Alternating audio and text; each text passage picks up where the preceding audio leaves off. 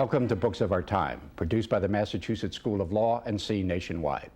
With me today is Dr. Jerome P. Kassirer to discuss his new book entitled On the Take: How Medicine's Complicity with Big Business Can Endanger Your Health. The book details how medicine in all its branches has become infused with a money-making or profit motive, instead of always putting the interests of the patient first. Dr. Kassirer is a distinguished professor of medicine at one of the country's great medical schools at Tufts University, and is an adjunct professor of medicine and bioethics at another of the country's great medical schools at Case Western Reserve University. He teaches 2 days a week at each school. And for approximately a decade, Dr. Kassirer was the editor of the highly prestigious New England Journal of Medicine. He is one of the country's leading commentators on the medical profession, and I am Lawrence R. Velvel, the Dean of the Massachusetts School of Law. Doctor, thank you very much for coming up to talk to us Thank you for today. inviting me. Yes, sir. Very valuable and important book that you have written. Doctor, in the last year, there's not only been your book, there has been a spate of books. There have been 5 books written by highly prestigious people on problems in the medical profession. Yourself, your successor at the New England Journal, 2 Harvard professors, and a pair of Pulitzer Prize-winning reporters who have won 2 Pulitzer Prizes, not just 1. So with all these books coming out detailing problems in the medical profession, one gets the idea there must be a problem here. What is the problem?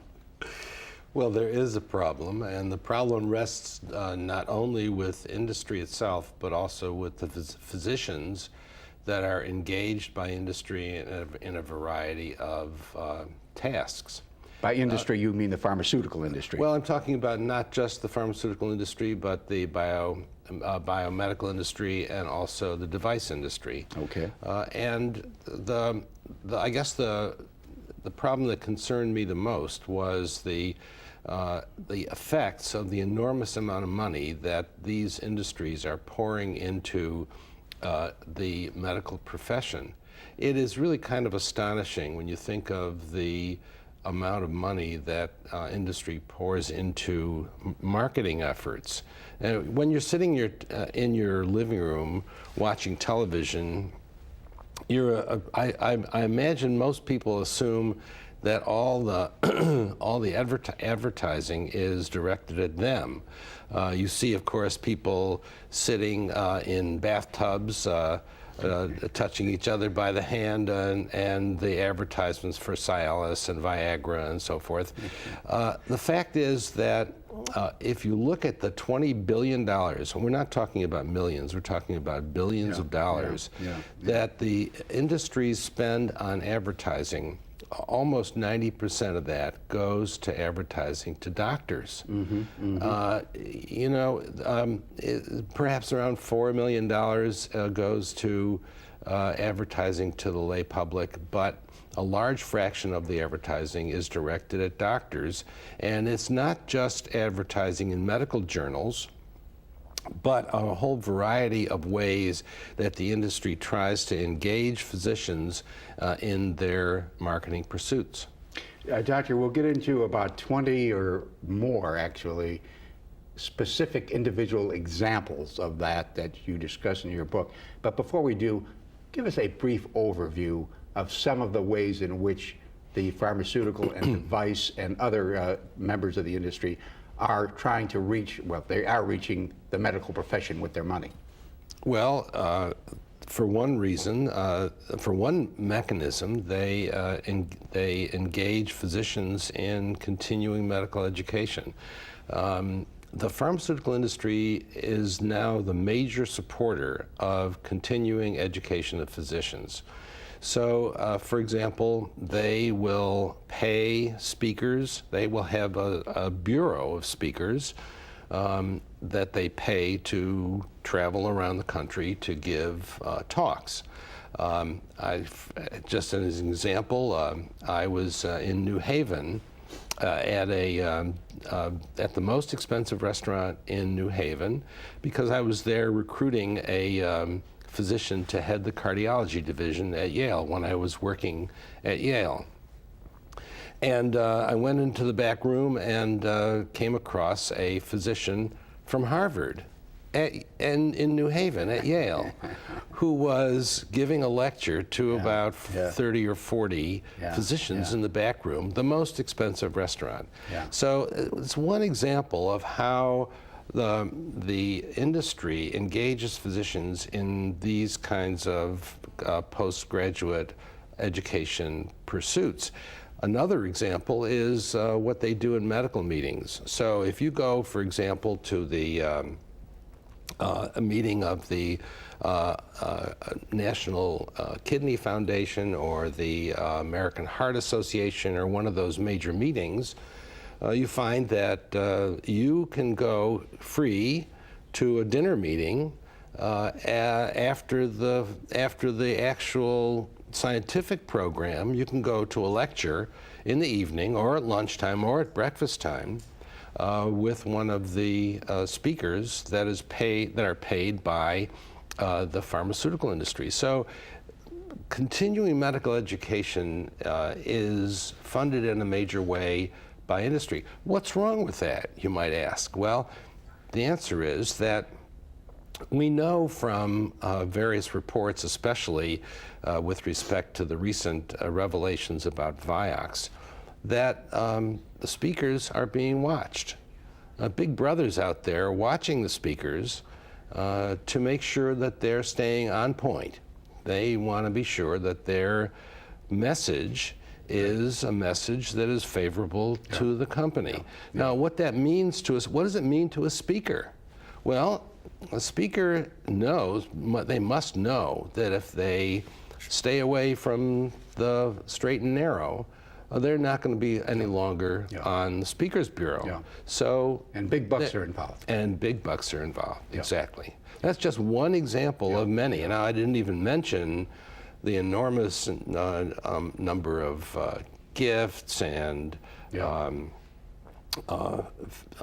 meals that physicians get. I mean, for example, doctors in their private practice offices often invite the drug representatives, 88,000 of them, by the way, into their offices to bring lunches for their staff. And in exchange for that, they will spend a few minutes with the drug representative. Now, again, what's wrong with that?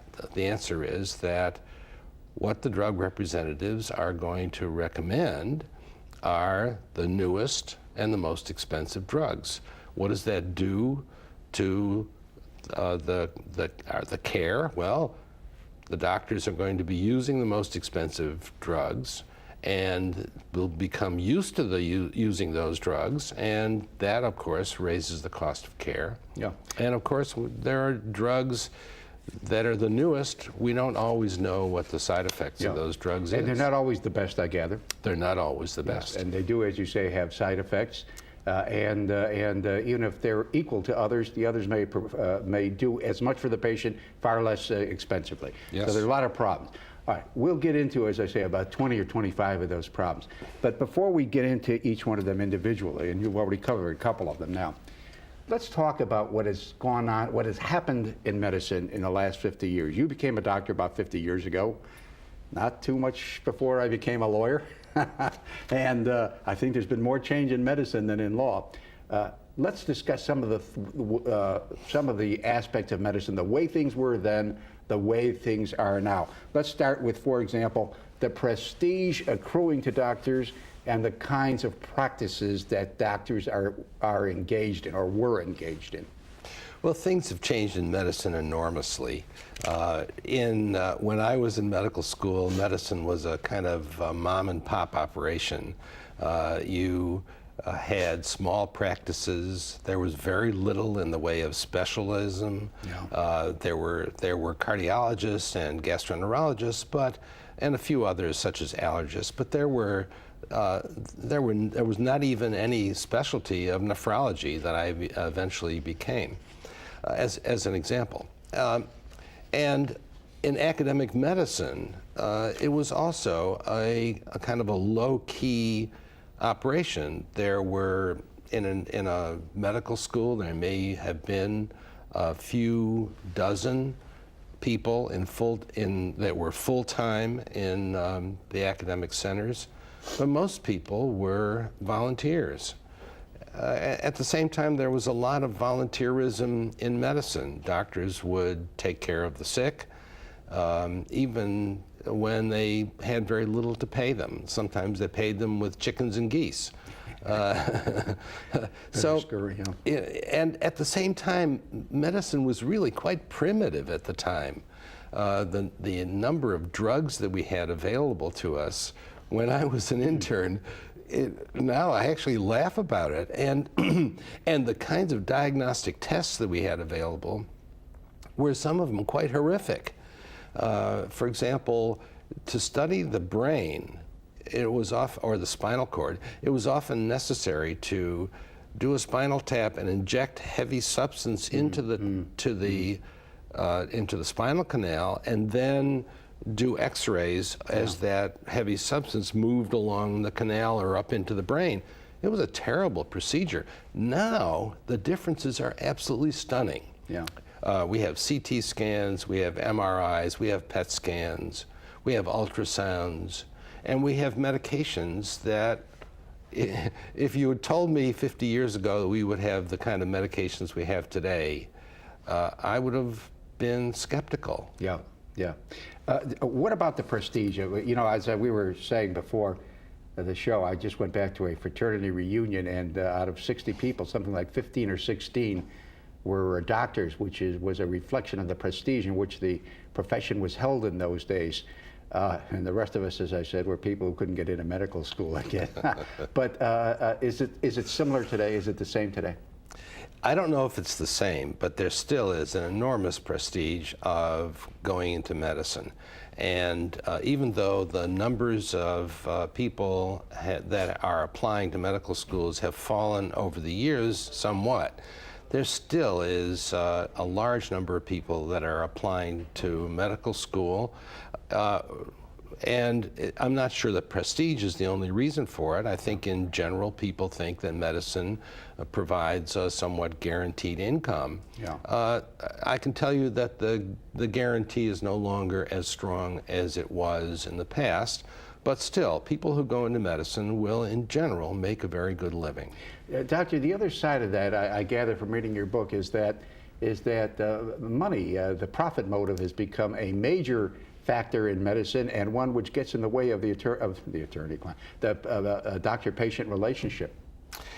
Well, we have to understand that there is no incentive system that is neutral with respect to money.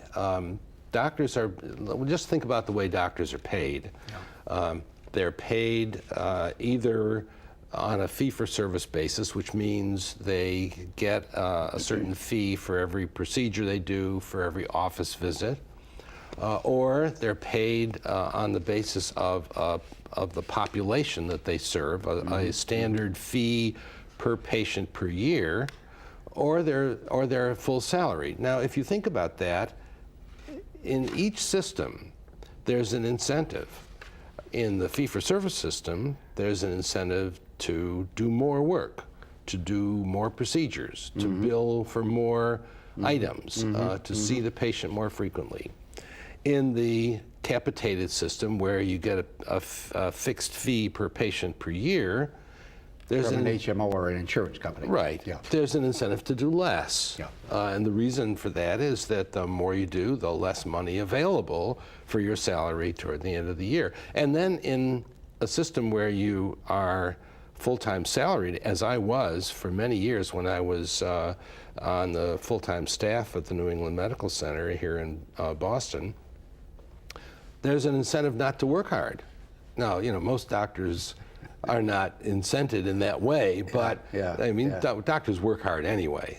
But nonetheless, no matter what, there's always some kind of financial inducement of any kind of payment system. Yeah, and now the inducements, which we'll get into, have often involved really big bucks because of the money of what is called big pharma, the 8 or 10 large pharmaceutical and device companies and bio companies. How has the the role of research changed in medicine over the 50 years? And how has the role of what I will call the everyday family doctor changed in that research with regard to clinical trials? Well, clinical trials are, for the most part, trials of drugs. And although the National Institutes of Health supports an enormous amount of research, they, in general, do not support a lot of research on drugs. So that leaves the research on drugs, the responsibility for the research on drugs, to the pharmaceutical companies. And I think properly it belongs there. Now, what the pharmaceutical companies do is they engage not only the family physicians or other physicians in practice, but also physicians in the academic medical centers to do the research for them. And at the academic medical centers, there tends to be a fair amount of control over the quality of the work, the design of the studies, and so forth. But at the same time, there's a lot of research now being done in the community by research organizations. And in those, the control may not be quite so specific.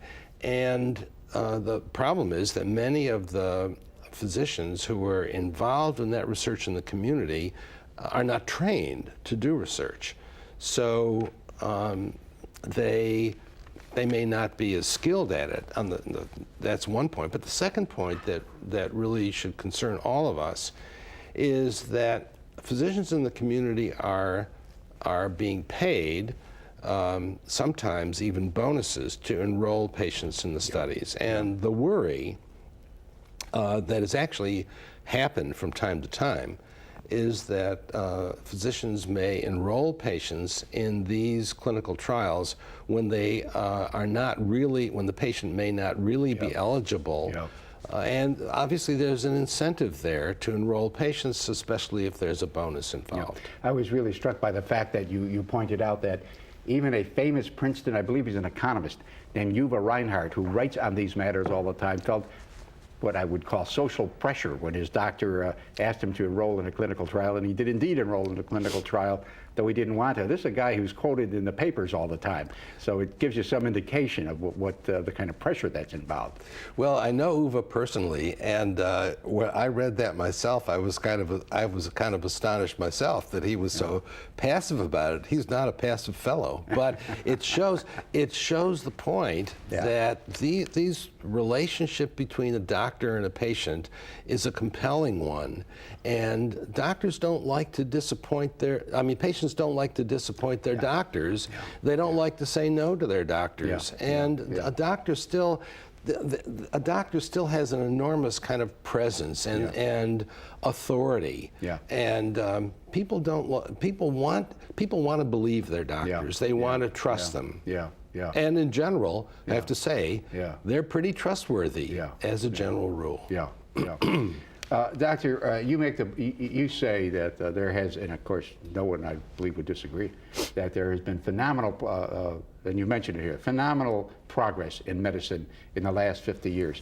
Now, because of this progress, and maybe even 50 years ago, I don't know, the pharmaceutical companies and the medical establishment would say, and now there's a lot of conservative commentary that says we have the best medical system in the world, don't fool with it, and that high drug prices are the price we pay for having a research system that has brought us all of these miracle drugs and devices, and now bringing us biological methods of helping people, curing people.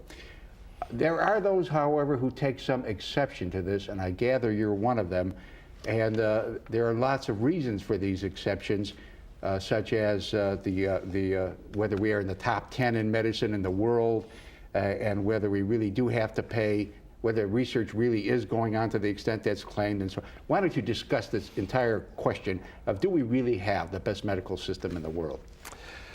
Well, I would start out by saying that if I or any member of my family were ill, I'd want to be taken care of in the United States. There are unequivocally absolutely outstanding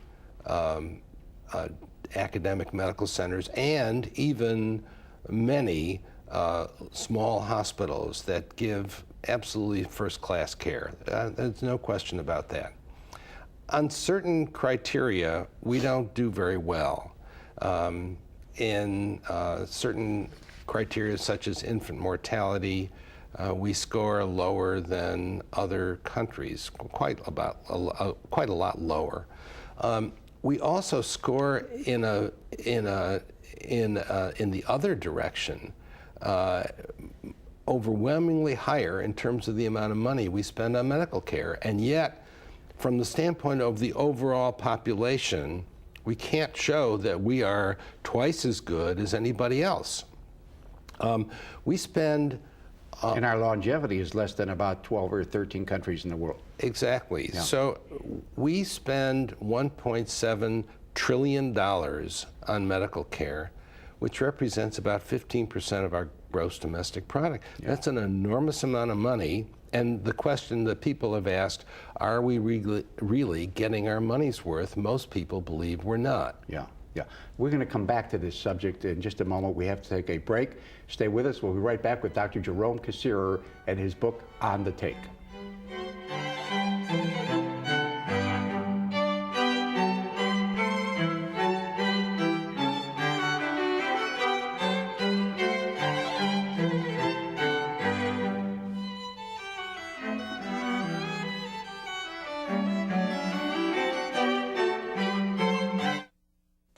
They came from every corner of the country, from small towns and big cities. But they all shared one thing in common. They belonged to a family called Marines, a tough and determined few dedicated to protecting everything we hold sacred. And still, they come. Celebrate the 225-year history of those proud few who have earned the title Marine. This is the story about a group of kids who volunteered. Doing something nice for someone. We fixed stuff. Did some art projects with the kids. We fixed up his house. We worked in the woods. Cleaned up the park. Did something for the planet. We just did it. No other reason. And you know what? It was great. At first, they didn't know each other. Well, that didn't last long. This guy is really funny. Me? These are my new friends. Are you into it? Call 4-H or check out our website at areyouintoit.com. Kids aren't afraid of other kids. Or people with different color skin. That's because kids know there are other things. Worse things. Bigger things to be afraid of. Like monsters from outer space! Remember, friends come in all colors.